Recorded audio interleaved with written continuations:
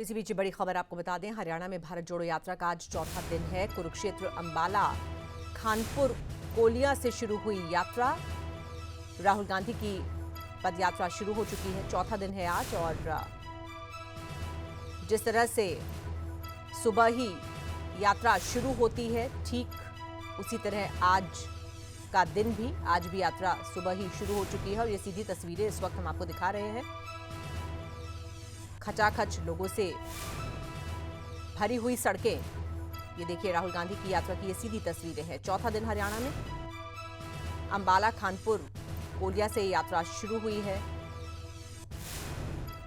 राहुल गांधी की यात्रा चौथा दिन हरियाणा में, 5 दिन हरियाणा में इस यात्रा का कार्यक्रम है दूसरे चरण के तहत। तो आज ये चौथा दिन है और जबरदस्त भीड़, जबरदस्त उत्साह। आइए सीधे रुख करेंगे अपने संवाददाता दीपक गौतम का, जो लगातार इस यात्रा को कवर कर रहे हैं। दीपक, आज के दिन क्या खास रहने वाला है राहुल गांधी की इस यात्रा में?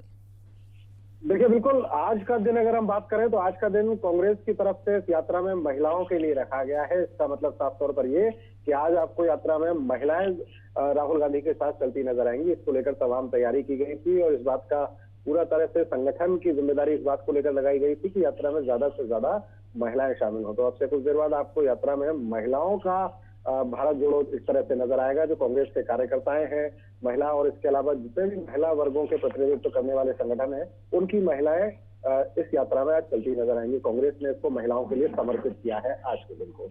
बात अभी हम जो चला रहे थे, खबर जब हम चला रहे थे तो हम ये बात कर रहे थे कि हरियाणा में चौथा दिन है। तो बिल्कुल ठीक बात है, आज हरियाणा में चौथा दिन है, दूसरे चरण का चौथा दिन है। क्योंकि पहले चरण में 3 दिन मेवात, गुरुग्राम और फरीदाबाद में थी यात्रा। इसके बाद दूसरा चरण शुरू हुआ और दूसरे चरण का आज चौथा दिन है। तो कुल मिलाकर अगर बात करें तो 7 दिन हो चुके हैं राहुल गांधी को हरियाणा में। और हरियाणा जैसे स्टेट में अगर 7 दिन राहुल गांधी गुजारते हैं तो इसके 83 मायने बहुत ज्यादा है। और इसके 83 मायने जो मैं समझ पा रहा हूँ, वो मामले जो मायने हैं वो साफ तौर पर ये कि कहीं ना कहीं राहुल गांधी को हरियाणा से बेहद उम्मीदें नजर आती हैं। जिस तरह पिछली बार 31 सीटें हरियाणा में मिली थी कांग्रेस को, उसके बाद कहीं ना कहीं राहुल गांधी को ये लगता है कि राहुल गांधी और उनकी टीम को ये लगता है कि हरियाणा में सरकार बनने की संभावनाएं ज्यादा है, प्रबल है। और इसी वजह से हरियाणा में पूरा समय लगाया जा रहा है। हरियाणा में ज्यादातर लोगों के से जुड़कर मास अपील को अट्रैक्ट करने की कोशिश की जा रही है। और कोशिश इस बात की कि अब जब चुनाव हो 2024 में, तो हरियाणा का रिजल्ट जो है वो बेहतर तरीके से आए और कांग्रेस के पूरे संगठन को ये कहने का मौका मिले कि हरियाणा एक ऐसा संगठन जहां से यात्रा गुजरी, जहां राहुल गांधी ने इतने दिन गुजारे और वहां पर सरकार बनी। तो ये उम्मीदें पालकर कांग्रेस पार्टी बैठी है। और यही एकमात्र वजह हम देख पा रहे हैं कि राहुल गांधी का 8 दिन हरियाणा जैसे स्टेट में रहने का प्लान। तो दीपक, कितना असर इस यात्रा का आपको हरियाणा में दिख रहा है? जिस तरह से आप कह रहे हैं राहुल गांधी की कोशिश है हरियाणा को जीतने की, तो कितना कामयाब राहुल गांधी अपनी इस कोशिश में होते हुए नजर आ रहे हैं? देखिए, फिलहाल की अगर हम बात करें ना, तो फिलहाल स्थिति क्या है कि राहुल गांधी के साथ लोगों की भीड़ है, कार्यकर्ताओं की भीड़ है। अलग अलग इलाके में जहां पर वो जाते हैं वहां के कार्यकर्ता जुड़ते हैं, स्थानीय लोग जो है वो स्थानीय लोग जुड़ते हैं। अब उनमें से ये वोट में कितना कन्वर्ट होता है देखने की बात है। क्योंकि काफी लोगों से जब हम बात करते हैं तो बहुत सारे लोग ऐसे हैं जो सिर्फ राहुल गांधी को देखने के लिए पहुंच रहे हैं। वो साफ तौर पर कहते हैं कि हम राहुल गांधी को देखने आए हैं कि आखिर वो कैसे लगते हैं। वो कहते हैं हम ये सुनने आए हैं कि राहुल गांधी कैसे बोलते हैं।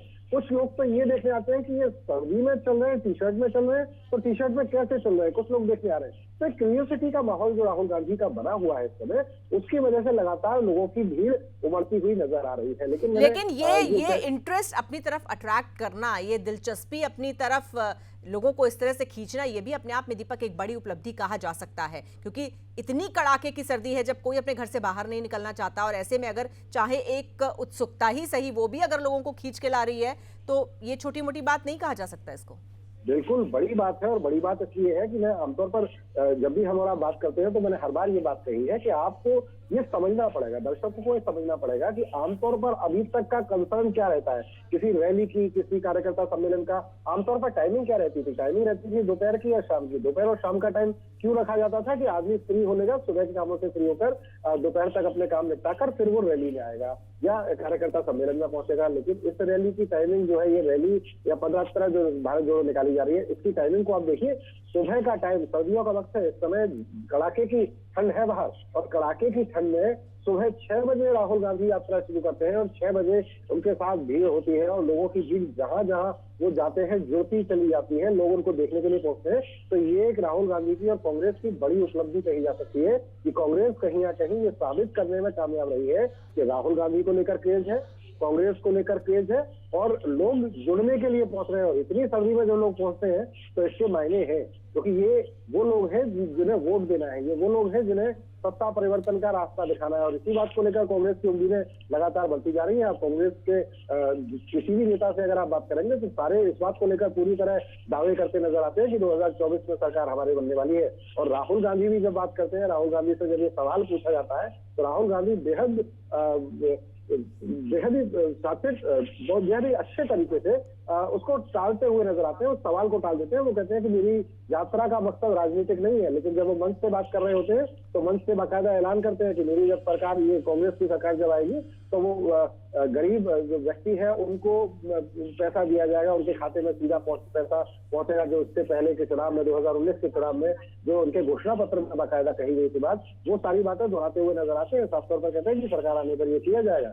तो राहुल गांधी भले ही ये कहते हुए नजर आए कि ये यात्रा राजनीतिक नहीं है, लेकिन राजनीतिक व्यक्ति कोई यात्रा कर रहा हो और उसका कोई पॉलिटिकल मकसद ना हो तो ये संभव नहीं है। और ये मकसद साफ तौर पर नजर आ रहा है। कार्यकर्ता एकजुट हो रहे हैं, कार्यकर्ताओं के साथ साथ पार्टी में एक नई जान पड़ती हुई नजर आ रही है। लोगों के बीच में जो लोग अब तक ये मानकर चल रहे थे कि बीजेपी के सामने ऑप्शन बात, जब आप किसी आदमी से, व्यक्ति से बात करेंगे तो आपसे बड़ा क्लियर सा सवाल पूछता है कि अगर बीजेपी को वोट ना दो तो किसको दें। कोई सामने पार्टी के सामने मजबूत नजर नहीं आती है। तो कांग्रेस ने कहीं ना कहीं वो जो सवाल था कि सामने कौन, तो सामने कौन को मिटाने की कोशिश की। और कांग्रेस की कोशिश ये कि अब हम विकल्प हैं, आप हम पर विश्वास कर सकते हैं, आप हमारे पास आ सकते हैं और विकल्प के रूप में हम मजबूत होंगे। और ये जो भीड़ है ना, ये भीड़ चारों तरफ संदेश देने का काम यही कर रही है कि राहुल गांधी मजबूत हो रहे हैं, कांग्रेस मजबूत हो रही है। और पार्टी के अंदर राहुल गांधी हमेशा से मजबूत थे, लेकिन लोगों के बीच में जो एक इमेज बनी हुई थी, उस इमेज को पूरी तरह से बदलते हुए नजर आए। हम जब लोगों की भीड़ में होते हैं, बिल्कुल दीपक, हम यही मैं आपसे यही बात कहना भी चाहती थी कि एक पदयात्रा करना माना कि एक उपलब्धि हो सकती है। आप कम से कम लोगों के नोटिस में आ रहे हैं। अभी तक जिस तरह से कांग्रेस के लिए कहा जाता था कि कांग्रेस खत्म होती जा रही है, कार्यकर्ताओं में कोई उत्साह नहीं है, कोई जान नहीं है, संगठन एकदम खत्म हो गया है, तो उस संगठन को रिवाइव करने का काम राहुल गांधी कर रहे हैं, जो हम देख सकते हैं। लेकिन जैसे कहते हैं ना, दिल्ली अभी दूर है। बिल्कुल बिल्कुल, दिल्ली अभी दूर है। और दिल्ली कैसे जाना है, असल में दिल्ली जाने के लिए आपको सवारी चाहिए। और सवारी जो है ना, वो वोटों की सवारी चाहिए, क्योंकि ये जो यात्रा है, यहाँ जो दिल्ली से दिल्ली तक जो पहुंचना है, इसके लिए आपको चाहिए सवारी। और सवारी होगी वोटों की। और वोट कौन देंगे? ये वोट देगी जनता। और जनता को लुभाने की ये कोशिश चल रही है।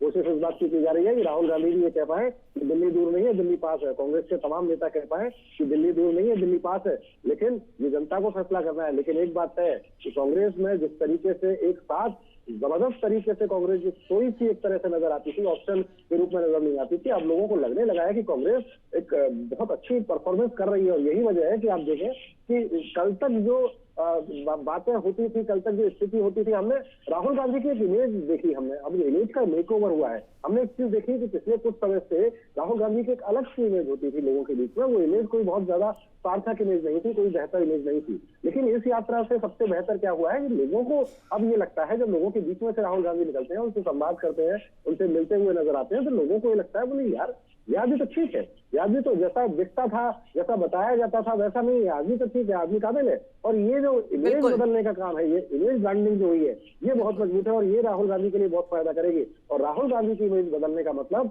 पब्लिक के बीच में जाकर इमेज बदलने का मतलब, इतनी बड़ी यात्रा करने का मतलब साफ तौर पर ये कि कांग्रेस संगठन जहां जहां यात्रा गई है मजबूत होता नजर आएगा। अब बिल्कुल दीपक, और इसीलिए हम कहते हैं कि कांग्रेस की ये सबसे बेहतरीन स्ट्रैटेजी है। अगर पिछले कई सालों के उसको उठाकर अगर हम देख लें इतिहास को, तो अब तक की सबसे बेहतरीन स्ट्रैटेजी है। अब जितने भी राहुल गांधी के जो आलोचक रहे हैं या विरोधी हैं, वो भी बहुत सारी बातों को अब शायद नहीं कह पाएंगे इस पद यात्रा के बाद। फिलहाल आपका बहुत धन्यवाद दीपक, आपके साथ हम लगातार जुड़ते रहेंगे। आप लगातार इस यात्रा को कवर कर रहे हैं, आपसे आगे भी जानकारी लेते रहेंगे। लेकिन फिलहाल शुक्रिया।